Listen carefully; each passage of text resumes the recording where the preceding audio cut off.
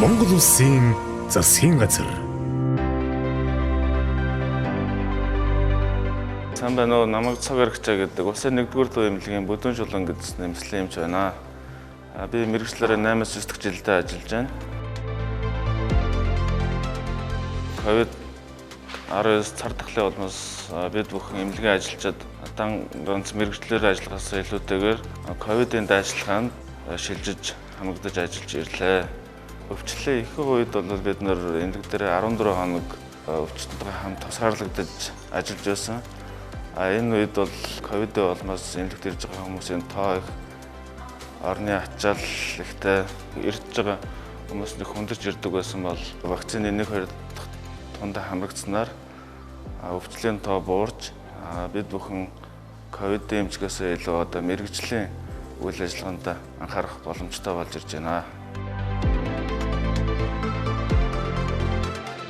Дэлхийд дээр энэ халдварт өвчин цар тахал бол тохиолдож байгаагүйс тохиолдож байсан. Тэр болгоныг дэлхийн нийт даван туулж ирсэн. Ингэхдээ бол вакцины эд шидэг хүрсэн байдаг. Тиймээс бид бүхэн COVID-19 цар тахлыг вакцины хүчээр даван туулах өрн боломжтой байна. Бид бүхэн вакцины 1, 2, 3 дахь тунд хамрагдсанараа сүүлийн үед бол өвчлийн тоо болон эмнэлэгт хүндэрж ирж байгаа хүмүүсийн тоо харьцангуй буурч байгаа нь харагдаж байна. Тиймээс нэмэлт тундаа идэвхтэй хамрагдсанаар сүргийн дархлаа илүү өргөн үүснэ. Ингэснээр вакцинд хамрагдах боломжгүй иргэдэгээ бид бүхэн халдварт өвчнөөс хамгаалах боломжтой болж ирдэг.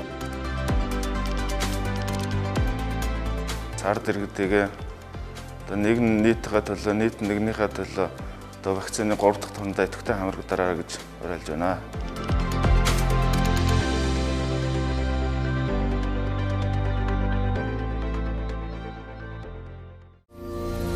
Монгол Улсын засгийн газар.